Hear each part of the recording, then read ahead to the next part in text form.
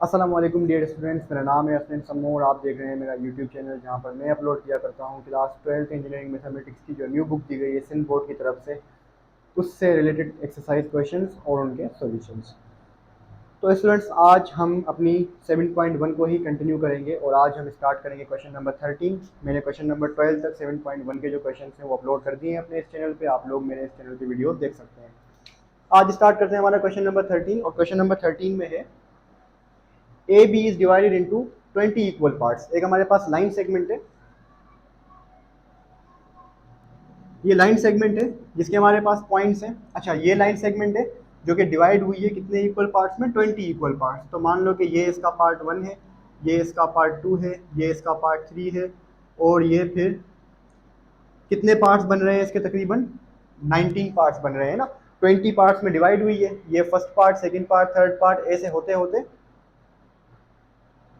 तकरीबन यहाँ तक जो इसके पार्ट्स बनेंगे वो कितने बनेंगे स्टूडेंट्स, 20 पार्ट्स बनेंगे। ठीक है, अब आप कहोगे कि 19 कैसे हुआ, बिकॉज यहाँ से 1 से स्टार्ट हुआ है। अब 1 से गिनना स्टार्ट करो, 1 से लेकर गिनती स्टार्ट करो। P1 जो है फर्स्ट पार्ट है, P2 सेकंड पार्ट है, P3 थर्ड पार्ट है। इसी तरह से जो 20th पार्ट होगा वो क्या होगा आपका, P19।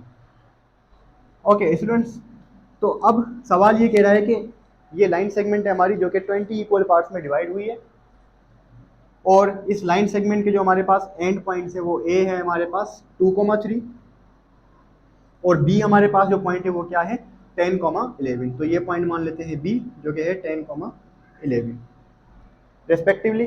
Find the coordinates of P13। तो स्टूडेंट्स, ये सवाल कह रहा है कि जो हमारे पास ये P1 P2 P3 है, चूंकि ये लाइन 20 पार्ट्स में डिवाइड हुई है ना, तो इसमें कहीं ना कहीं आगे जाकर P13 भी आएगा। तो देखते हैं P13 कहाँ पर आता है। अब ये सारा मैं बना ही लेता हूँ। P4 यहाँ पर होगा, P5 यहाँ पर होगा, P6, P7, P8, P9, P10, P11, P12 और ये स्टूडेंट्स होगा P13, P14, P15, P16, P17 होगा ये। ठीक है, तो अब थोड़ा सा मुझे लाइन सेगमेंट को बड़ा करना होगा। तो ये होगा P18 और यहाँ पर होगा P19 और ये हमारा होगा एंड पॉइंट B जिसके हमारे पास कोऑर्डिनेट्स कितने हैं, 10,11। तो स्टूडेंट्स, ये सवाल कह रहा है कि हमें ये पॉइंट जो है ना इसके कोऑर्डिनेट्स फाइंड करने हैं। तो इसके कोऑर्डिनेट्स को मान लेते हैं x, y और हमें यही फाइंड करने हैं। तो स्टार्ट करते हैं students. Given line segment is AB that which has 20 equal parts.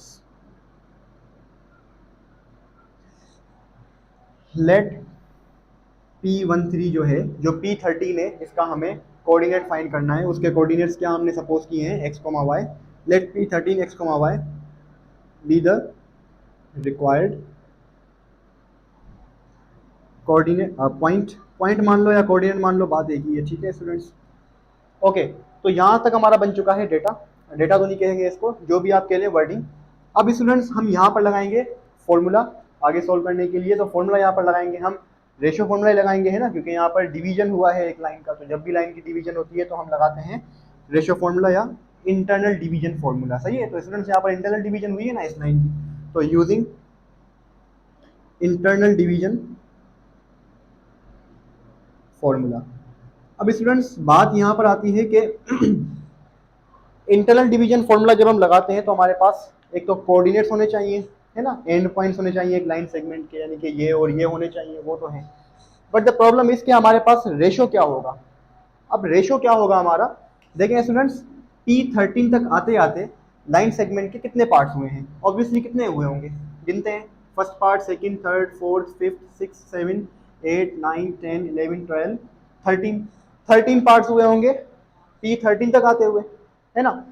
ये हो गए 13 पार्ट्स। तो पीछे हमारे पास कितने पार्ट्स रह गए, 7 पार्ट्स रह गए है ना, क्योंकि हमारे पास जो लाइन सेगमेंट है वो कितने पार्ट्स में डिवाइड हुई है, 20 पार्ट्स में।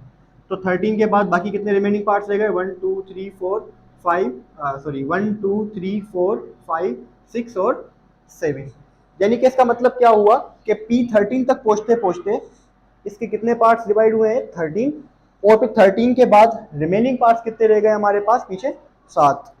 आई होप कि आप लोगों को समझ में आया होगा। तो हमारे पास रेशियो बेसिकली क्या है, यहाँ तक हमारे पास 13 है, ठीक है, मैं इसको लिख लेता हूँ 13, और यहाँ से लेकर यहाँ तक हमारे पास कितना है 7। तो using ratio internal division formula या रेशो फॉर्मूला, तो P13 हमने रिक्वायर्ड कोऑर्डिनेट सपोज किया था, तो उसको लिख दिया हमने P A x comma y. और रेशो फॉर्मूला में दोबारा आप लोगों के लिए लिख रहा हूँ, ठीक है, आप लोग इसको नोट कर लें। M x two plus N x one upon M plus m Y two plus N Y one upon M plus N. तो स्टूडेंट हम सिंपली हम इस सवाल में वैल्यूज को पुट करेंगे और अपना आंसर निकालेंगे। तो जल्दी से इसको सॉल्व कर लेते हैं। एम हमारे पास रेशो क्या है, रेशो हमारे पास क्या है 13:7 है ना। तो हेयर एम रेशो एन कितना है हमारे पास 13:7। तो तमाम वैल्यूज को पुट कर लेते हैं यहाँ पर। एम हमारे पास है स्टूडेंट 13, एक्स टू क्या होगा, ये एक्स वन वाई वन, और ये values x two Y two. तो एक्स टू होगा हमारे पास 10 प्लस एन हमारे पास रेशो कितना है 7, और एक्स वन कितना होगा स्टूडेंट्स हमारे पास यहाँ पर होगा 2, और ये हो जाएगा कितना 13 प्लस 7। और एम वाई टू, एम कितना है हमारे पास 13, वाई टू की वैल्यू क्या है स्टूडेंट्स हमारे पास 11 प्लस एन हमारे पास कितना है 7, और वाई वन की वैल्यू कितनी है हमारे पास स्टूडेंट्स 3 अपॉन 13 प्लस 7। तो इसको सिंप्लीफाई कर लेंगे जस्ट 13 10 दा ये हो जाएगा 30 प्लस 7 टू दा 14, ये हो जाएगा 20, और यहाँ पर भी यही होगा 13 11 दा कितना होगा 13 10 दा 130, और 130 में फिर लाएंगे तो 143 प्लस प्लस 7 3 दा 21, और ये हो जाएगा 20। तो इसको स्टूडेंट्स, तो ये हमारे पास कितना हो जाएगा स्टूडेंट 30 प्लस 14 कितना होगा 44, 44 अपॉन 20, और 143 प्लस 21 कितना होगा 143 में 20 मिलाएंगे तो होगा ये 153 163 164 164 अपॉन 20। इसको टेबल लगा देंगे स्टूडेंट्स, कितना लगेगा 12 दफ़ा और यहाँ पर 10 दफ़ा, नहीं बल्कि क्या कर रहा हूँ मैं 2 टू द 4 22 दफ़ा, और यहाँ पर 10 दफ़ा, और फिर कितना लगेगा 2 का लग जाएगा 2 5 द 10 2 11 का 22। तो स्टूडेंट्स हमारे पास वैल्यू आएगी 11 अपॉन 5, और यहाँ पर टेबल लगा देंगे किसका लगेगा 2 का लगा देते हैं 2 10 द 20 2 8 द 16 2 2 द 4, फिर यहाँ पर 2 5 द 10 2 4 द 8 2 1 द 2, तो 41 अपॉन 5। तो स्टूडेंट्स ये हमारे पास जो पॉइंट्स आए हैं ये होंगे कोऑर्डिनेट्स ऑफ P13। तो आई होप कि आप लोगों को क्वेश्चन समझ में आया होगा। If A, B and C are three collinear points, so students first of all we should know about the concept of the collinear points. The collinear points are those points that lies on the same straight line. It means that if suppose we have a straight line A and B, suppose कीजिए कि हमारे पास एक straight line है A B, तो collinear points क्या होंगे, जितने भी पॉइंट्स इस स्ट्रेट लाइन पर लाई करेंगे वो हमारे कहलाएंगे कोलिनियर पॉइंट्स। तो हमारे पास क्वेश्चन है कि हमारे पास 3 कोलिनियर पॉइंट्स हैं ए बी एंड सी, जिसमें हमारे पास ए और बी पॉइंट के जो कोऑर्डिनेट्स हैं वो हैं 3,4 एंड बी के पॉइंट्स हैं हमारे पास 7,7। फाइंड द कोऑर्डिनेट्स ऑफ सी। इसी स्ट्रेट लाइन पर एक और पॉइंट है जिसके हमने कोऑर्डिनेट्स फाइंड करने, जो कि है C X comma Y.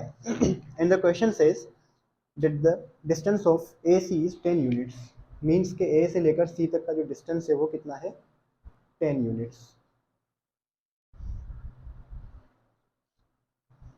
Right. So this is the question, now we are going to solve it. Okay, so now come to the solution. First of all students अगर हम देखें तो ये हमारे पास जो स्ट्रेट लाइन है इसके जो पॉइंट्स हैं इनको देखते हुए हमें क्या दिख रहा है कि ये पॉइंट, ये जो लाइन है स्ट्रेट लाइन, ये एक्सटर्नली डिवाइड है। कैसे एक्सटर्नली डिवाइड है, पहले तो ये लाइन ए से लेकर बी तक है, फिर एक और पॉइंट सी जो है ये स्ट्रेट लाइन पर आया, और हमारे पास पॉइंट आ गए 3 ए बी एंड सी। इस सी पॉइंट ने इस ए बी लाइन को डिवाइड किया है स्टूडेंट्स एक्सटर्नली, है ना, क्योंकि हमने देखो कंसेप्ट सीखा था इंटरनल एक्सटर्नल डिवीजन का, कि इंटरनल डिवीजन क्या होता है, जब कोई पॉइंट किसी लाइन को इंटरनली कट करे तो वो होती है हमारी इंटरनल डिवीजन, जबकि अगर कोई लाइन किसी दूसरी लाइन को, या अगर कोई पॉइंट किसी दूसरी लाइन को एक्सटर्नली कट करे तो वो हमारी कहलाती है एक्सटर्नल डिवीजन। तो यहाँ पर जो हमारे पास लाइन सेगमेंट है ये एक्सटर्नली डिवाइड है। तो हम क्या करेंगे यहाँ से, सबसे पहले इसका हम सॉल्यूशन बनाएंगे, डेटा बनाएंगे इसका। डेटा नहीं, इसको वर्डिंग कह सकते हैं। Let A 3,4 and B 7,7 and C x, y be the collinear points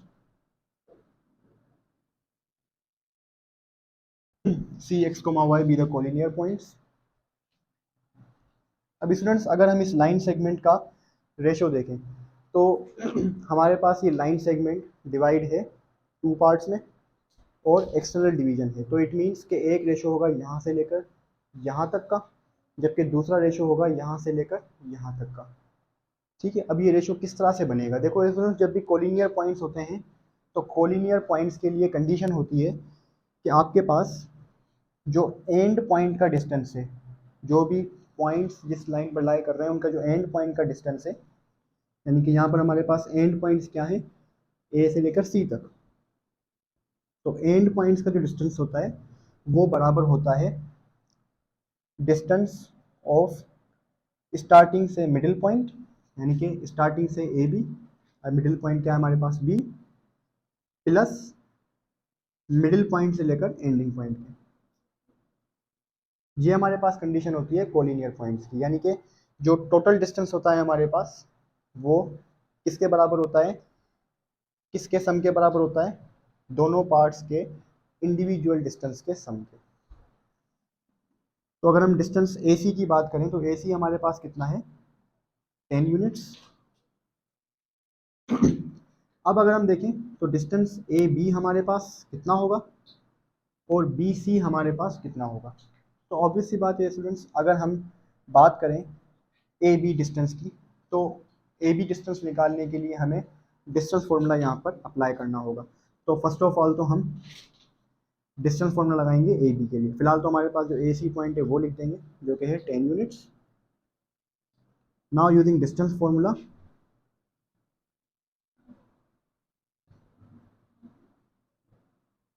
to find the points distance of AB।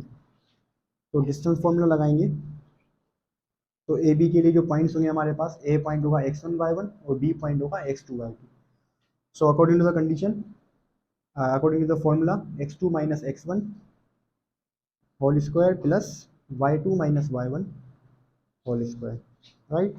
सो हमारे पास वैल्यू आएगी 7 माइनस 3 4 प्लस 7 माइनस 4 3। 14 का स्क्वायर आएगा 16 और 3 का स्क्वायर आ जाएगा 9, आंसर आएगा 25। तो वैल्यू हमारे पास आ जाएगी यहाँ से 5। तो हमारे पास डिस्टेंस ऑफ AB कितना आया 5 यूनिट्स। तो अब हम देखें कि distance of A to B हमारे पास है कितना 5 यूनिट्स। तो ऑब्वियसली B टू C का डिस्टेंस कितना होगा 5 यूनिट्स ही होगा, बिकॉज A से लेकर C तक यूनिट कितना है, A से लेकर C तक डिस्टेंस कितना है 10 यूनिट्स और A से लेकर B तक कितना है 5। तो बाकी B से लेकर C तक भी कितना होगा 5 होगा। सो इट मीन्स दैट कि हमारे पास ये जो लाइन सेगमेंट है इसके हमारे पास दो रेशोज़ हैं। कौन कौन से रेशोज़ हैं, एक हमारे पास यहाँ से लेकर यहाँ तक जो हमारी इस लाइन की डिवीज़न हुई है उसका कितनी वैल्यू है उसकी 10 यूनिट्स, और हमारी लाइन सेगमेंट की जो यहाँ से लेकर यहाँ तक जो पॉइंट है वो कितना है 5 यूनिट्स। तो हमारे पास रेशो क्या आ गया here M ratio N is 5 और 10 रेशो 5। मैं दोबारा रिपीट कर रहा हूँ। फर्स्ट ऑफ ऑल हम क्या करेंगे कि हम देखेंगे कि अगर ये लाइन हमारी लाइन सेगमेंट देखो पहले ए बी थी, ठीक है, फिर सी पॉइंट ने इसको एक्सटर्नली डिवाइड किया, ठीक है। तो हमने सी पॉइंट जो इसने एक्सटर्नली डिवाइड किया है उसके हमने कोऑर्डिनेट्स फाइंड करने। अब सी पॉइंट के कोऑर्डिनेट फाइंड करने हैं, इसने एक्सटर्नली डिवाइड किया है, तो ऑब्वियस सी बात है अब पहले तो ये लाइन सेगमेंट यहाँ से लेकर यहाँ तक थी, लेकिन अब ये लाइन सेगमेंट यहाँ से लेकर यहाँ तक हो चुकी है। तो इसका मतलब क्या हुआ कि हमारे पास ये लाइन सेगमेंट है यहाँ से लेकर यहाँ तक, ये एक अलग पार्ट है, और जो लाइन सेगमेंट स्टार्ट में थी यहाँ से लेकर यहाँ तक, ये एक अलग पार्ट है। सवाल ने ये कहा था कि इस लाइन सेगमेंट का स्टार्ट से लेकर जो एंडिंग पॉइंट है, जिसका नाम इसने सी दिया है, उसका डिस्टेंस कितना है, 10 यूनिट्स। और बाकी जो पहले से जो लाइन थी ए से लेकर बी तक, वो हमें उसका डिस्टेंस गिवन नहीं था, तो हमने अभी उसका भी डिस्टेंस फाइंड किया, जो कि है हमारे पास 5 यूनिट्स। तो इट मीन्स डेट कि हमारे पास इस लाइन सेगमेंट को जब एक्सटर्नली डिवाइड किया गया तो दो रेशियोज आए, एक आया 10, दूसरा आया 5। आई होप कि आप लोगों को कंफ्यूजन क्लियर हो रही होगी, फिर भी अगर समझ में ना आए सो यू कैन आस्क। अब यहाँ पर हम लगाएंगे external division formula. So now we will use external division formula using external division formula. So for external division formula हमने पढ़ा था पहले भी, mx2 minus n x1 on m minus n, my2 minus n y1 upon m minus n। जिस तरह से internal division का formula होता है उसमें प्लस आता है, इसमें जबकि माइनस आएगा। इसमें वैल्यूज पुट कर देंगे। रेशियो हमारे पास क्या है, रेशियो हमारे पास क्या होगा, 10 और 5। इसमें वैल्यूज पुट कर देंगे। n का हमारे पास कितना होगा, 10, x2 की वैल्यू क्या होगी, x1 y1 और x2 y2। तो x2 की वैल्यू क्या होगी, 7, माइनस n हमारे पास क्या है, 5, x1 की वैल्यू क्या होगी, 3 upon 10 minus 5। Then m y2, m is 10, y2 की वैल्यू है 7 minus n is what 5, y1 की वैल्यू है 4 upon m minus n, 10 minus 5। इसको सिंप्लीफाई कर लेंगे, 10 7 ज़ा 70 माइनस 5 3 ज़ा 15 अपॉन 5 एंड 10 7 ज़ा 70 माइनस 5 4 ज़ा 20 upon 5। So 70 minus 15 is what, 55 upon 5, 70 minus 20 is what, 50 upon 5. So applying the table of 5, 5 1 5, 5 11 55, 5 10 50। तो हमारे पास जो कोऑर्डिनेट्स आएंगे सी पॉइंट के वो आएंगे x, y is equal to 11, 10।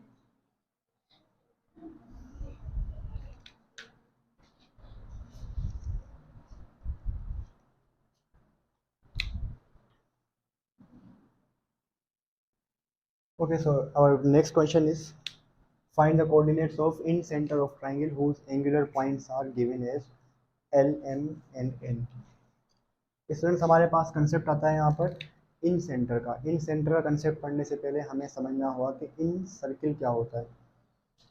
देखें, इन सर्किल क्या होता है, जब हमारे किसी ट्राइंगल के अंदर कोई सर्किल ड्रा हो, यानी कि कोई सर्किल जब किसी ट्राइंगल के तीनों वर्टाइसेस को टच करता हुआ जाए, या कोई सर्किल जब किसी ट्राइंगल के तीनों साइड्स को टच करता हुआ ट्राइंगल के अंदर हो, तो उस फिगर को बेसिकली हम क्या कहते हैं, इन सर्किल। देखें, इन सर्किल का वर्ड ही अपने आप में एक मीनिंग समझा रहा है, अपने आप में ही मीनिंग समझा रहा है कि ट्राइंगल के अंदर एक सर्किल, इन सर्किल, ठीक है ना, सर्किल है अंदर।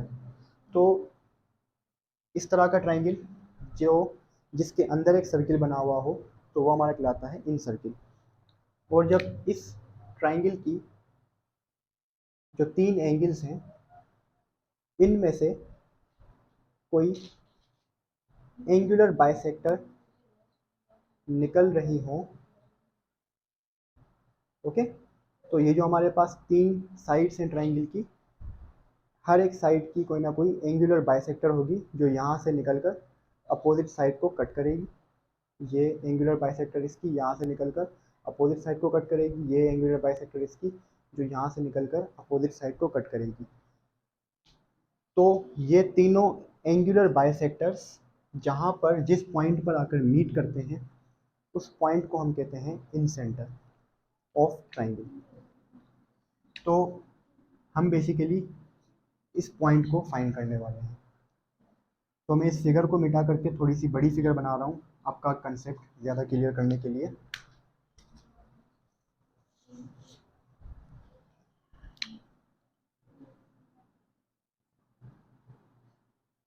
तो ये ट्राइंगल बना और इस ट्राइंगल के अंदर एक सर्किल है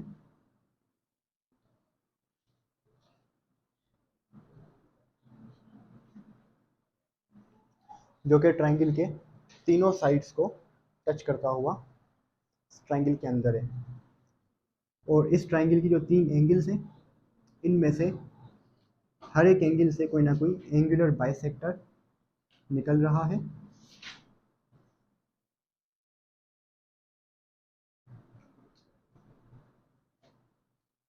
और जिस पॉइंट पर ये तीनों एंगुलर बाइसेक्टर्स मीट करते हैं उस पॉइंट को हम कहते हैं इन सेंटर। इस क्वेश्चन को स्टार्ट करते हैं। तो मान लेते हैं कि ये हमारे पास साइड है एल और ये साइड है एम और ये साइड है एन। एल साइड हमारे पास क्या है 2,8, एम साइड हमारे पास क्या है 8,2 और एन साइड हमारे पास क्या है 9,9।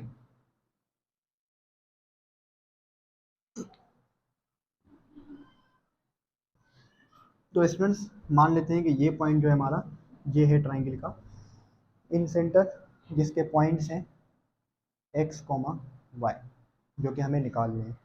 तो ये सवाल शुरू करने से पहले मैं आपको इन सेंटर का जो बुक में फॉर्मूला गिवन है वो लिख देता हूँ यहाँ पर। फॉर्मूला है basically I x y is equals to a x one plus B x two plus C x three upon A plus B plus C A Y one plus B Y two plus C Y three upon A plus B plus c. Now students हमें पता है कि ये x1 x2 x3 y1 y2 y3 ये तो points हमारे पास ये वाले होंगे है ना। ये x1 y1 होगा, ये x2 y2 होगा, ये x3 y3 होगा। But what about these points a b c। तो स्टूडेंट्स ये पॉइंट्स क्या होते हैं हमारे, देखें इस L साइड का जो एंगुलर बाइसेक्टर निकल रहा है अपोजिट साइड पर जिस पॉइंट पर आकर वो मीट करेगा उस पॉइंट को हम मान लेंगे A। एम साइड का जो बाइसेक्टर जो एम साइड से निकल रहा है अपोजिट साइड पर वो जिस पॉइंट पर मीट करेगा उस पॉइंट को हम बोलेंगे बी। एन साइड का जो बाइसेक्टर निकलेगा उसको हम कहेंगे सी। तो सबसे पहले तो हमें फॉर्मूले में हमें तो x1 y1 x2 y2 x3 y3 की वैल्यूज चाहिए, वो तो हमारे पास गिवन है। बट हमारे पास ये a b और c की वैल्यूज गिवन नहीं है। तो सबसे पहले तो इसका हम थोड़ी सी वर्डिंग बनाते हैं। तो given vertices of triangle LMN are 2,8 M 8,2 and N 9,9।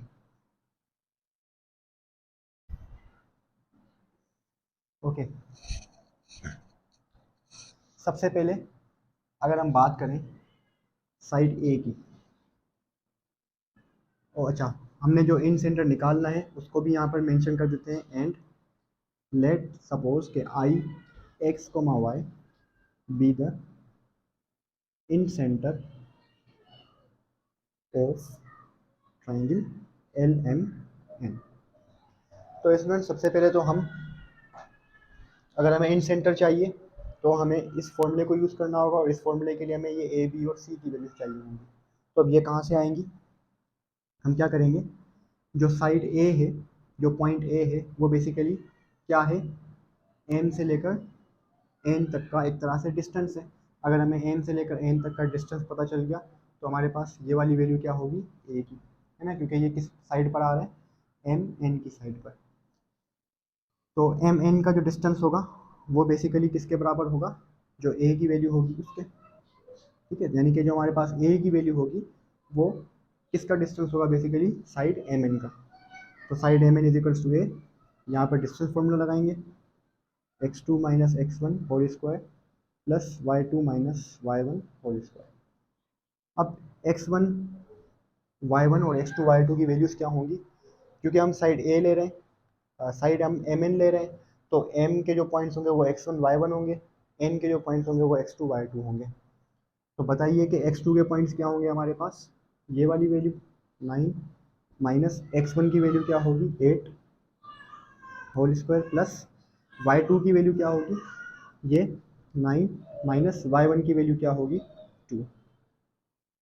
इसको सिंप्लीफाई कर लेंगे, 9 माइनस 8 1, 1 का स्क्वायर, 9 माइनस 2 7, 7 का स्क्वायर, तो 1 का स्क्वायर आ जाएगा 1, 7 का स्क्वायर आएगा 49, ये वैल्यू आ जाएगी हमारे पास अंडर रूट 50।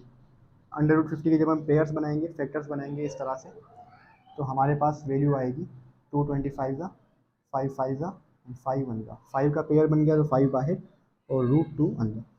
तो ये हमारे पास आ चुका है बेसिकली साइड ए, यानी कि distance of M N is side a and its value is root 5 radical 2 units. So in the same way हम बी की वैल्यू फाइंड करेंगे। तो बी की वैल्यू फाइंड करने के लिए हम क्या करेंगे, पॉइंट्स किसके लेंगे, एल और एन के। तो डिस्टेंस ऑफ एल एन हमारे पास जो है वो बी के बराबर है। तो अब की बार जो हमारे एक्स वन वाई वन क्या होंगे, ये एक्स वन वाई वन और एक्स टू वाई टू ये होंगे। तो इन दोनों पॉइंट्स को हम डिस्टेंस फॉर्मूले में पुट करेंगे, यानी कि इसमें। तो हमारे पास वैल्यू क्या आएगी, ये एक्स वन की वैल्यू, ये वाई वन की वैल्यू, ये एक्स टू वाई टू। तो एक्स टू की वैल्यू है 9 माइनस एक्स वन की वैल्यू है 2 whole square plus y one की वैल्यू है 9 माइनस वाई टू की वैल्यू है 9 माइनस वाई वन की वैल्यू है 8 होल स्क्वायर। इनको सिंप्लीफाई कर लेंगे, 9 माइनस 2 7 और 9 माइनस 8 1, तो 7 का स्क्वायर आ जाएगा 49 plus 1 and that is equal to 50 and the root of 50 is 5 root 2। तो हमारे पास बी पॉइंट भी आ चुका है, बी पॉइंट नहीं, बी का हमारे पास वैल्यू आ चुकी है। सो इन द सेम वे अब हम सी की वैल्यू फाइंड करेंगे। सो फॉर सी की वैल्यू के लिए हम पॉइंट्स कौन से लेंगे, C is basically distance from L to M. तो एल एम का जो हम डिस्टेंस निकालेंगे वो बेसिकली किसकी वैल्यू होगी, सी की। और इसके लिए हमारे पास पॉइंट्स क्या होंगे, x one Y one x two Y two. The value is x two minus x one whole square plus Y two की वैल्यू क्या है 2 माइनस वाई वन की वैल्यू क्या है 8, तो 2 माइनस 8 होल स्क्वायर। इसको सिंप्लीफाई कर लेंगे, 8 माइनस 2 6 प्लस 2 माइनस 8 माइनस का 6, 6 का स्क्वायर आएगा 36 और यहाँ पर माइनस 6 का भी स्क्वायर आएगा 36। तो 36 एंड 36 आर 72। अब देखते हैं कि 72 के क्या पेयर्स बन सकते हैं। तो 2 36 ज़ा, 2 18 ज़ा, 2 9 ज़ा, 3 3 ज़ा, 3 1 ज़ा। How can this be possible, 3 2, इन दोनों के पेयर्स बन गए, तो ये वैल्यू आएंगी बाहर, यानी कि 3 मल्टीप्लाई बाय 2, 3 2 ज़ा 6, और जिस वैल्यू का पेयर नहीं बना वो वैल्यू वो अंदर। तो सी की हमारे पास वैल्यू आ चुकी है 6 रेडिकल 2। तो स्टूडेंट्स हमारे पास ए की वैल्यू भी आ चुकी थी जो हमने निकाली थी 5 रेडिकल 2, बी की वैल्यू भी आ चुकी है 5 रेडिकल 2 और सी की वैल्यू आ चुकी है 6 रेडिकल 2। अब इन तमाम वैल्यूज़ को हम फॉर्मूले में पुट करेंगे।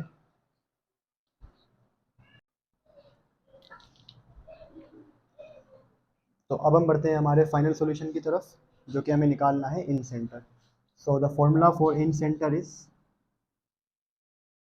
ए x one plus B x two plus सी एक्स थ्री अपॉन ए प्लस बी प्लस सी ए Y one plus B Y two plus सी वाई थ्री अपॉन ए प्लस बी प्लस सी। तो अब इन तमाम वैल्यूज़ को इस फॉर्मूले में पुट करेंगे और आंसर हमारा जनरेट करेंगे। ए की वैल्यू स्टूडेंट्स हमने क्या निकाली थी 5 रेडिकल 2, और इससे मल्टीप्लाई क्या होगा x1। तो स्टूडेंट्स अब हमारे पास ये x1 y1, ये x2 y2, ये x3 y3। आप चाहें तो इनको उल्टा नाम भी दे सकते हैं, यहाँ से भी स्टार्ट कर सकते हैं x1 y1 x2 y2 x3 y3, it's up to you. तो वैसे हम सीक्वेंस के मुताबिक देखें तो पहले एल आता है, फिर एम और एन, तो इसीलिए हमने इसके पॉइंट्स को x1 y1 माना, x2 y2 और x3 y3। तो जल्दी से इसको ख़त्म करते हैं। x1 की वैल्यू क्या है 2, प्लस b हमारे पास b की वैल्यू क्या है 5 रेडिकल 2, इससे मल्टीप्लाई क्या होगा x2 की वैल्यू, x2 की वैल्यू है हमारे पास 8, प्लस c की वैल्यू क्या है हमारे पास 6 रेडिकल 2, और इसकी वैल्यू किससे मल्टीप्लाई हो रही है x3, x3 की वैल्यू क्या है 9 upon a plus B plus C, यानी कि a b और c की वैल्यूज को हम प्लस करेंगे। तो a की वैल्यू थी 5 रेडिकल 2, b की वैल्यू है 5 रेडिकल 2 और c की वैल्यू है 6 radical 2। So in the same वे अब हम वैल्यूज पुट करेंगे, तो इन द सेम वे अब हम वैल्यूज पुट करेंगे y की। तो y के लिए फिर हम आगे बढ़ेंगे, तो ये मुझे फिगर मिटानी होगी।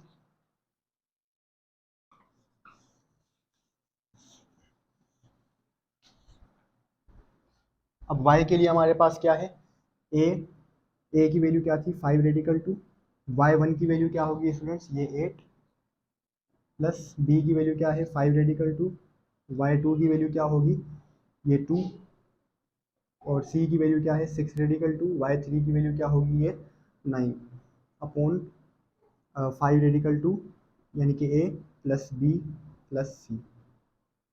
अब जस्ट इनको सिंप्लीफाई कर लेंगे और हमारा आंसर आ जाएगा 5 to the 10 radical 2 plus 5 8 the 40 radical 2 plus 6 9 the 54 radical 2। अब लोगों का सवाल होगा कि हमने ये 5 को रेडिकल 2 से मल्टीप्लाई क्यों नहीं किया, बिकॉज ये रेडिकल में था, ये रेडिकल से बाहर था, ये तो बिल्कुल बेसिक मैथमेटिक्स है। अपॉन 5 और 5 10, 10 प्लस 6 16 रेडिकल 2, कॉमा यहाँ पर 5 8 the 40 radical 2, 5 to the plus 5 to the 10 radical 2 plus 6 9 the 54 radical 2।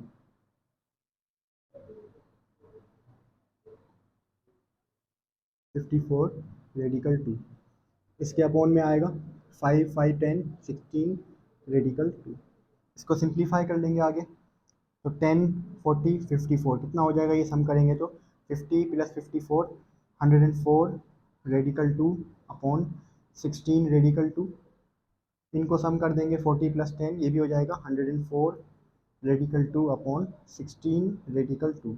Student यहाँ से रेडिकल 2 में कैंसिल हो जाएगा, यहाँ पर भी रेडिकल 2 में, बाकी ये बचा हमारे पास 104 अपॉन 16। इन पर टेबल लगा देंगे, किसका टेबल लगेगा 2 का लगाते हैं, 2 8 द 16, 2 5 द 10, 2 2 द 4, फिर 2 का लगाते हैं 2 4 द 8, 2 26 द, फिर 2 का लगाते हैं 2 2 द 4, 2 13 द। तो 13 अपॉन 2 हमारे पास एक वैल्यू आ गई, और यहाँ पर भी ऑब्वियसली यही वैल्यू आने वाली है 13 अपॉन 2।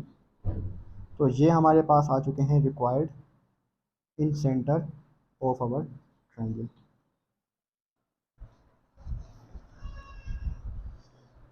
राइट। सो स्टूडेंट्स इसका जो नेक्स्ट पार्ट है इस क्वेश्चन का वो आप लोगों का होमवर्क है, ठीक है, आप लोग कर लीजिएगा, सही है ना। तो हम आगे बढ़ते हैं। ओके सो गाइस हमारा जो नेक्स्ट क्वेश्चन है वो है the line segment joining P -8, 10 and Q 6, -4 is cut by X and Y axis at A and B respectively। इसका मतलब क्या है स्टूडेंट्स कि हमारे पास जो लाइन सेगमेंट है A और P और Q वो हमारे दोनों एक्सिस को कट करती हुई जा रही है, ठीक है। कैसे, सपोज कर लेते हैं हमारे पास ये ग्राफ, हमारी जो लाइन सेगमेंट है वो दोनों एक्सिस को कट करती हुई जा रही है, यानी कि वाई एक्सिस को भी कट करती हुई जा रही है और एक्स एक्सिस को भी कट करती हुई जा रही है। तो ये हमारी लाइन सेगमेंट है जिसके हमारे पास जो एंड पॉइंट्स है वो है P -8, 10 और जो Q पॉइंट है हमारे पास वो है 6, -4, ठीक है। आगे ये सवाल कह रहा है, हाँ, तो इस cut by x and y axis at A and B, यानी कि जिस पॉइंट एक्स एक्सिस पर कट कर रहा है ये, तो वो पॉइंट है ए, और जिस पॉइंट वाई पर कट कर रहा है ये, वाई एक्सिस पर जिस पॉइंट पर कट कर रहा है ये, वो पॉइंट है बी, ठीक है। स्टूडेंट यहाँ पर एक वर्ड यूज हुआ है एक्सिस का, है ना। हम तो वैसे जनरली एक्सिस का वर्ड यूज करते हैं ना, तो कीप इन माइंड जब ये सिंपल एक्सिस का वर्ड यूज करेंगे तो इसका मतलब है कोई एक एक्सिस की बात हो रही है, या तो एक्स एक्सिस की या तो वाई एक्सिस की। लेकिन जब ये ई एस आएगा तो इसका मतलब है कि ये दोनों एक्सिस की बात किया जा रहा है, ठीक है ना। यानी कि इसका मतलब क्या हुआ कि ये प्लूरल फॉर्म है एक तरह से, सही है। सिंगुलर फॉर्म क्या होगा, ए एक्स आई एस वाला एक्सिस, और प्लूरल फॉर्म क्या होगा, ए एक्स ई एस वाला एक्सिस, ठीक है। दोनों की प्रोनाउंसिएशन बिल्कुल सेम है, तो कंफ्यूज ना होना। तो यहाँ पर दोनों एक्सिस पर एक ही काम हो रहा है ना, क्योंकि ये स्ट्रेट लाइन दोनों एक्सिस से पास हो रही है, इसीलिए ये वाला वर्ड यूज हो रहा है, राइट। आई होप कि आप लोगों को क्लियर हो गया होगा। अब आगे बढ़ते हैं। तो ए पर हमारे पास एक्स एक्सिस पर कट कर रहे हैं और बी पर हमारे पास वाई एक्सिस पर। नाउ स्टूडेंट्स, आपको पता होना चाहिए कि जब हमारे पास कोई भी पॉइंट एक्स एक्सिस पर लाई करता है तो उसका जो वाई कोऑर्डिनेट होता है वो क्या होता है, जीरो। तो मान लेते हैं कि जब इसका एक्स पॉइंट है वो कोई ना कोई पॉइंट है, और जो इसका वाई कोऑर्डिनेट है वो क्या है, जीरो। और इन द सेम वे जो पॉइंट वाई एक्सिस पर लाई करेगा उसका जो एक्स कोऑर्डिनेट होगा वो स्टूडेंट्स क्या होगा, जीरो। तो ये जो बी पॉइंट है उसको मान लेते हैं वो पॉइंट है जीरो कोमा वाई। आगे ये कह रहा है find the ratios in which A and B divide P Q. तो बेसिकली स्टूडेंट्स ये सवाल कह रहा है कि किस रेशियो में जो है जो ए बी पॉइंट्स हैं, ठीक है, ये वाला पॉइंट और ये वाला पॉइंट किस रेशियो में पी क्यू लाइन को डिवाइड कर रहा है। So that is the question. I hope कि आप लोगों को क्वेश्चन क्लियर हो गया होगा। तो अब इसका सोल्यूशन करते हैं। तो given line segment is P minus 8 comma 10 and Q 6 comma minus 4 which is cut by x and y axis 8 point A x axis पर कट हुई है ए पॉइंट के थ्रू, जो कि पॉइंट है x comma zero, and y axis पर cut हुई है ये बी पॉइंट के थ्रू, ठीक है। तो वाई एक्सिस पर हमारे पास पॉइंट हमने क्या लिया है, जीरो कोमा वाई। तो आई होप का आपको इतना तो समझ में आ गया होगा। तो ऑब्वियसली स्टूडेंट्स यहाँ पर हम लगाएंगे ratio formula. So using ratio formula, okay. तो स्टूडेंट्स अब हम रेशो फॉर्मूला तो लगाएंगे, लेकिन हम यहाँ पर रेशो फॉर्मूला दोनों कंडीशंस पर लगा सकते हैं, यानी कि ए के लिए भी लगा सकते हैं और बी के लिए भी लगा सकते हैं। तो स्टार्ट हम करते हैं ज़रा ए से, देखते हैं कि क्या होता है। तो यूजिंग रेशो फॉर्मूला, तो स्टार्ट करते हैं ए से, क्योंकि ए भी हमारे पास वो पॉइंट है ना, जिसने पी क्यू लाइन सेगमेंट को डिवाइड किया है। तो ए हमारे पास कहलाएगा वो पॉइंट, यानी कि पॉइंट ऑफ डिवीजन। तो point of division is equals to, ratio formula क्या है स्टूडेंट्स, आपको याद होना चाहिए, M x two plus N x one upon M plus N. Obviously student यहाँ पर इंटरनल डिवीजन ही हो रही है ना, तो हम यहाँ पर फॉर्मूला भी इंटरनल डिवीजन का ही लगाएंगे। M Y two plus N Y one upon M plus N. Students मैं बार बार यहाँ पर कभी कभार जब ये फॉर्मूला लगा रहा होता हूँ तो कभी कभार मैं वर्डिंग में लिखता हूँ यूजिंग रेशो फॉर्मूला, कभी कभार लिखता हूँ internal division formula. So be careful, be careful नहीं, सॉरी यार मेरा दिमाग इस वक्त थोड़ा सा गुम है, कंफ्यूज ना होना, दोनों का बात एक ही है, ठीक है ना, दोनों नाम है इस फॉर्मूले के। तो स्टार्ट करते हैं खैर ए। अब इस ए को लिखने की ज़रूरत नहीं है, जैसे मैंने लिख दिया था एक्स कॉमा जीरो। एम हमारे पास क्या है हमें नहीं मालूम, एम सेम रख देंगे। एक्स टू की वैल्यू क्या होगी इसमें बताइए, क्योंकि ए जो है वो डिवाइड किसको कर रहा है, पी क्यू को। तो X one Y one, x two Y two. X two की वैल्यू क्या होगी स्टूडेंट्स, ये वाली सिक्स। तो ये कुल मिला के हो जाएगा सिक्स एम, हो सकता है, yes. Plus N x one, N हमारे पास क्या है नहीं मालूम। एक्स वन की वैल्यू क्या है स्टूडेंट्स हमारे पास, माइनस एट। ये एक्स वन वाई वन है, ये एक्स टू वाई टू है, तो माइनस एट हमारे पास है। तो ये माइनस एट है तो यहाँ पर माइनस हो जाएगा, minus eight M upon M plus, right. फिर M Y two plus N Y one. M हमारे पास क्या है, we don't know, we know the value of Y two which is minus four, so this will become minus four M. Plus N हमारे पास क्या है, we don't know, but we know the value of Y one which is ten, या of course is ten, ten N upon N plus N.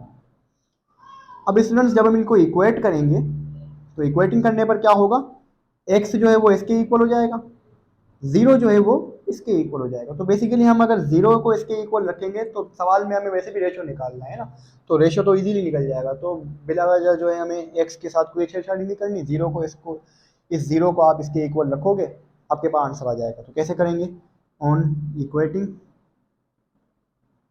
Equating करेंगे तो x तो किसी काम का नहीं है भाई, क्योंकि x अगर इसके इक्वल भी रखेंगे तो क्या निकालेंगे, कुछ भी नहीं। लेकिन अगर जीरो इसके इक्वल रखेंगे तो आंसर आ जाएगा। तो जीरो इसको किसके इक्वल होगा, इस वैल्यू के, plus 10n upon m plus n।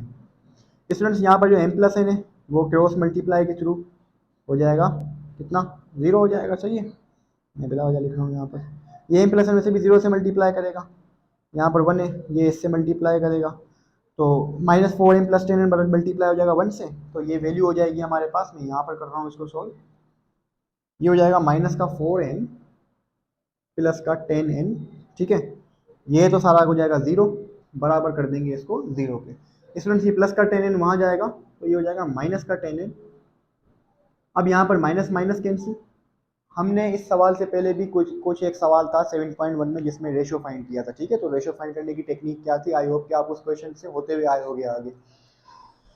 क्या करेंगे सबसे पहले तो रेशो होता है हमारा इस फॉर्म में, एम रेशो एन में, है ना। तो इसका मतलब क्या है, इसको हम ऐसे भी लिख सकते हैं एम अपॉन एन। तो यहाँ पर भी हम यही करने वाले हैं, हम क्या बनाएंगे, एम अपॉन एन। तो यहाँ पर जो एन है ये बेसिकली इसके डिवाइड में आ जाएगा, तो ये हो जाएगा 4m अपॉन एन। यहाँ पर क्या बच जाएगा स्टूडेंट्स 10।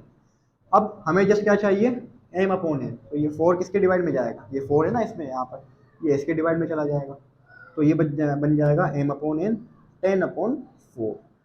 अब इस पर टेबल लगा के सिंप्लीफाई कर लेंगे, 2 to the 4 2 5 10। तो m अपॉन एन को मैं m रेशो एन कर सकता हूँ। यहाँ पर मेरे पास वैल्यू क्या आई है 5 अपॉन 2, इसको मैं कर सकता हूँ 5 ratio 2, and that is our answer. तो आई होप कि आप लोगों को ये क्वेश्चन समझ में आया होगा। So I am going to remove it. Okay guys, तो हमारा जो नेक्स्ट क्वेश्चन है, second last question, find the coordinates of centroid of a triangle whose angular points are given. हमें एक ट्रायंगल गिवन है जिसके पॉइंट्स हमें ये गिवन है ए बी और सी, और इस ट्रायंगल का हमने क्या निकालना है, सेंट्रॉइड। अब यहाँ पर एक टर्म आ रही है सेंट्रॉइड की, तो सबसे पहले तो आपको ये पता होना चाहिए कि सेंट्रॉइड बेसिकली क्या होता है। तो सेंट्रॉइड भी बेसिकली एक ट्रायंगल का ही होता है। सेंट्रॉइड की डेफिनेशन बेसिकली कुछ ये है कि वो पॉइंट जिस पर ट्रायंगल के जो तीनों मीडियंस हैं वो क्या कर रहे हो, मीट कर रहे हो। अब ये मीडियन का कंसेप्ट क्या है ज़रा देखना। मान लो ये पॉइंट ए है, वर्टेक्स ए है ट्रायंगल का, ये बी और ये सी। मीडियन क्या होता है किसी भी ट्रायंगल का, मीडियन एक ऐसी स्ट्रेट लाइन होती है जो किसी ट्रायंगल के एक वर्टेक्स से पास निकलती हुई अपोजिट साइड को 2 इक्वल पीसेस में कट करती है। आई रिपीट, 2 इक्वल पीसेस में कट करती है, ठीक है। कैसे, मान लो कि जो ए का मीडियन है वो ए से निकलता हुआ किसको कट करेगा स्टूडेंट्स, बी सी को 2 इक्वल पार्ट्स में, कीप इन माइंड। फिर जो बी का पॉइंट है, अब बी का जो मीडियन है वो बी से निकलेगा और किसको कट करेगा, ए सी को 2 इक्वल पार्ट्स में। और जो सी का मीडियन है वो सी से निकलेगा और कट करेगा ए बी को 2 इक्वल पार्ट्स में। तो बेसिकली स्टूडेंट्स जब कोई पॉइंट किसी लाइन को 2 इक्वल पार्ट्स में कट करता है तो हमने पढ़ा है उस पॉइंट को हम क्या कहते हैं, बताओ क्या कहते हैं, उसको कहते हैं हम मिड पॉइंट, है ना। जब कोई लाइन किसी पॉइंट से 2 इक्वल पार्ट्स में कट होती है तो वो क्या कहलाता है, हमारा मिड पॉइंट। तो बेसिकली स्टूडेंट्स हमारे पास मीडियन जो होते हैं ना वो एक ट्रायंगल की साइड के लिए मिड पॉइंट वाला काम करते हैं, सही है। यहाँ पर जो हमारा पॉइंट होगा वो कहलाएगा हमारा ट्रायंगल का सेंट्रॉइड। तो आई होप कि आप लोगों को इन सेंटर, सरकम सेंटर और सेंट्रॉइड का जो कंसेप्ट है वो थोड़ा बहुत क्लियर हो गया होगा, सही है। खैर स्टार्ट करते हैं।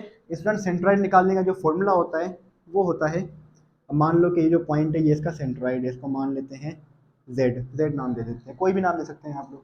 तो Z X comma Y is equal to x1 plus x2 plus x3 upon 3, y1 plus y2 plus y3 upon 3.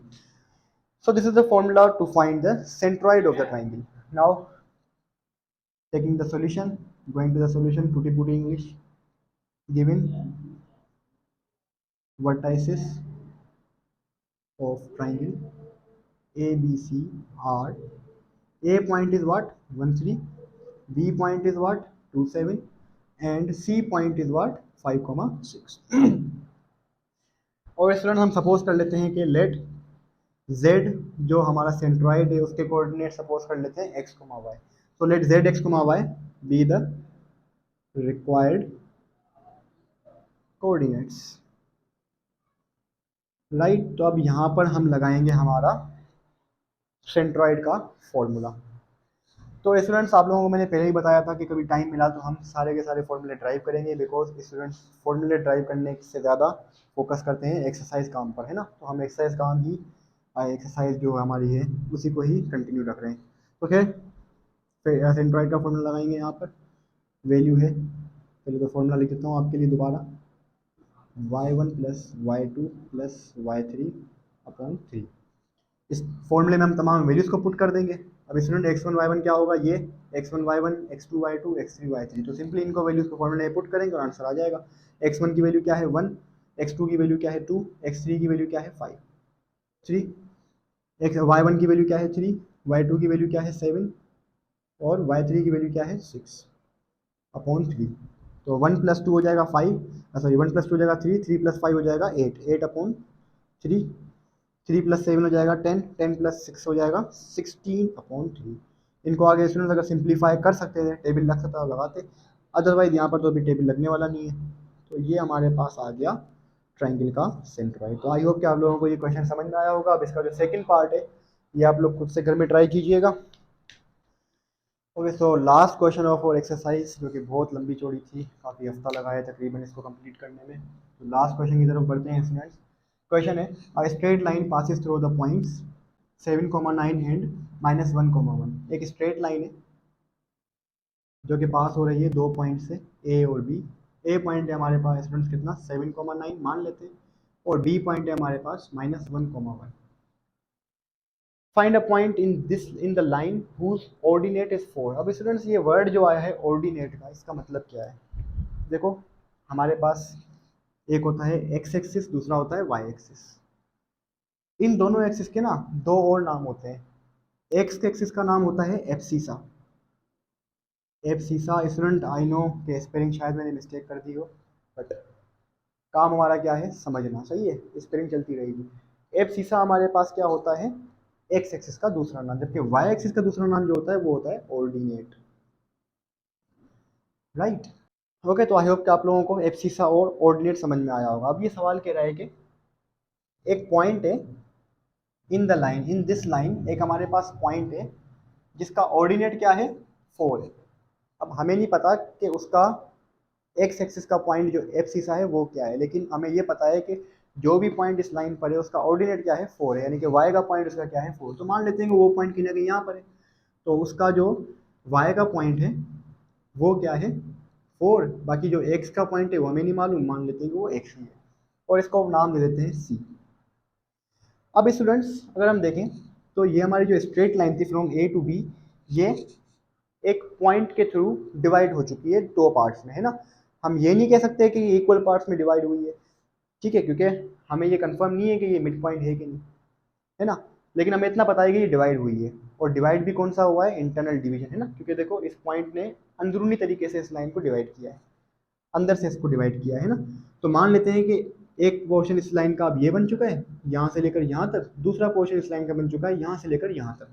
तो मान लेते हैं कि यहाँ से लेकर यहाँ तक का जो रेशो है वो है हमारा m1 या m, और यहाँ से लेकर यहाँ तक का जो रेशो है स्टूडेंट्स वो मान लेते हैं हमारा वो क्या है n, ठीक है। तो बेसिकली हमें फाइंड क्या करना है, सवाल क्या कह रहा है कि एक स्ट्रेट लाइन है जिसके दो एंडिंग पॉइंट्स हैं, जो एक दो पॉइंट से पास हो रही है। इस पर एक ऐसा पॉइंट है जिसका ऑर्डिनेट क्या है 4, वो मान लेते हैं कि ये वाला है। तो जो रिमेनिंग पॉइंट है वो क्या है x, और ये हमें फाइंड करना है, ठीक है। तो स्टार्ट करते हैं। Given straight line passes through passes through a 7,9 and b -1,1। let c x, y x,4 है ना, क्योंकि वो y ऑर्डिनेट हमारे पास क्या था 4 था, y का कोऑर्डिनेट यानी कि ऑर्डिनेट हमारे पास था 4। तो let C x, 4 be the point on the line. अब आगे भी इसकी हमें वर्डिंग लिखनी पड़ेगी, that divides A B in the ratio, कितने रेशो में डिवाइड किया है हमें नहीं मालूम, हमने माना है कि वो m है वो n है, तो m रेशो n, राइट। तो यहाँ पर हम बताइए कौन सा फॉर्मूला लगेगा, इंटरनल डिवीजन या external division? Of course internal division, यहाँ पर हमारे पास पॉइंट ने लाइन को इंटरनली डिवाइड किया है, तो यूजिंग रेशियो फॉर्मूला। तो रेशियो फॉर्मूला यहाँ पर लगाएंगे स्टूडेंट्स, क्या है रेशियो फॉर्मूला हमारे पास, सी एक्स कोमा वाई। अच्छा, वाई की तो हमारे पास वैल्यू ऑलरेडी गिवन है 4 है, तो मैं इधर 4 लिख रहा हूँ। अब आई थिंक मुझे रेशियो फॉर्मूला लिखने की ज़रूरत नहीं है, मैंने बहुत सारे सवालों में रेशियो फॉर्मूले लिखे हैं, अब मैं पक चुका हूँ रेशियो फॉर्मूले लिख के, तो मैं डायरेक्ट इसके आंसर लिख रहा हूँ, ठीक है। फॉर्मूला है एम एक्स टू, एम हमारे पास क्या है, एम एक्स टू की वैल्यू क्या है स्टूडेंट्स, यहाँ पर X one Y one, x two Y two, तो एक्स टू की वैल्यू क्या है -1, प्लस एन एक्स वन की वैल्यू क्या है 7 अपॉन एम प्लस एन, फिर एम वाई टू की वैल्यू क्या है 1, M Y two plus N Y one की वैल्यू क्या है students 9 upon M plus N. इसको सिंप्लीफाई कर लेंगे तो कितना होगा, -m plus 7n upon M plus N, दूसरी वैल्यू होगी m plus 9n upon M plus N. तो यहाँ पर हमारे पास बराबर हो जाएगा x, 4 के। तो स्टूडेंट्स अब हम इसको इक्वेट करेंगे, अब जब हम इसको इक्वेट करेंगे ना, तो x हमारा किसके इक्वल होगा, इसके, और 4 हमारा किसके इक्वल होगा, इस वैल्यू के। तो इक्वेटिंग करेंगे तो फिर x हमारा बराबर हो जाएगा -m plus 7n upon m plus n, और 4 इक्वल हो जाएगा m plus 9n upon m plus n के। नाउ स्टूडेंट्स हमारा पर्पस क्या है, x की वैल्यू निकालना। We are not concern with the values of m and n, we are concern with the value of x। But x की वैल्यू निकालने के लिए हमें m और n की ज़रूरत पड़ेगी, तो वो m और n कहाँ से आएंगे, यहाँ से। तो कैसे आएंगे ये ज़रा देखना, हम क्या करेंगे, क्रॉस मल्टीप्लाई करेंगे, ठीक है। तो m प्लस n किससे मल्टीप्लाई होगा, 4 से, तो ये हो जाएगा 4m plus 4n, I hope के समझ में आ रहा होगा। m प्लस 9n मल्टीप्लाई होगा 1 से, तो ये हो जाएगा m प्लस 9n, ठीक है। अब ये वाला m यहाँ ले आएंगे, 4n वहाँ ले जाएंगे, तो 4m माइनस m बराबर 9n माइनस 4n, है ना, क्योंकि ये प्लस का m था, यहाँ आया माइनस का n, यहाँ प्लस का m था, यहाँ आया माइनस का m, यहाँ क्या बचा 9n, प्लस का 4n वहाँ गया तो माइनस का 4n। अब 4 में से 1 गया तो कितना बचेगा 3n, और यहाँ पर कितना होगा, 9 में से 4 गया तो कितना बचेगा भाई, हो जाएगा 5n। अब n इसके नीचे आ जाएगा, रेशो निकालने वाला तरीका जो भी है, n इसके नीचे 3 उसके नीचे, तो m अपॉन n बराबर हो जाएगा 5/3। तो स्टूडेंट्स हमारे पास रेशो आ चुका है, m रेशो n कितना आ चुका है 5/3। इसका मतलब क्या है, m की वैल्यू कितनी आ चुकी है 5, n की वैल्यू कितनी आ चुकी है 3। अब ये दोनों वैल्यूज हम पुट कर देंगे यहाँ पर, तो हमारा आंसर आ जाएगा। इसको आगे लिख देता हूँ मैं, चलो m रेशो n जो है वो कितना आया 5/3। अब हम क्या करेंगे, फाइनल स्टेज है हमारा, ये m और n की वैल्यूज़ उठा करके यहाँ पे पुट करेंगे तो x की वैल्यू आ जाएगी। तो माइनस m की वैल्यू क्या है 5 प्लस 7, n की वैल्यू क्या है कितना आ गई 3 अपॉन m प्लस n, यानी कि माइनस का सॉरी 5 प्लस 3। सिंप्लीफाई कर लेंगे इसको, तो x बराबर हो जाएगा -5 प्लस 7 3 21, 5 प्लस 3 8। तो x की वैल्यू कितनी हो जाएगी, यहाँ से डायरेक्ट अगर हम करें 21 में से 5 के तो 16 बचेंगे, 16/8 है ना, 16/8 है, तो 8 का टेबल लगा देंगे, 8 1 8, 8 2 16, तो x की वैल्यू कितनी आ जाएगी 2, and that is our required answer. तो स्टूडेंट्स हमने आज 7.1 एंड की है, और आई होप कि आप लोगों को एक एक क्वेश्चन मैंने डिटेल में समझाने की ट्राई की है, मैंने फॉर्मूले ट्राई नहीं करवाए, मैंने डिटेल में कॉन्सेप्ट दिए हैं। आई होप कि आप लोगों को समझ में आए होंगे। Really enjoyed my videos, if yes then make sure that you subscribe my channel so that you will get every video of the upcoming exercises. I hope कि आप लोगों को आज जो भी पढ़ाया सारा समझ में आया होगा। Thank you so much.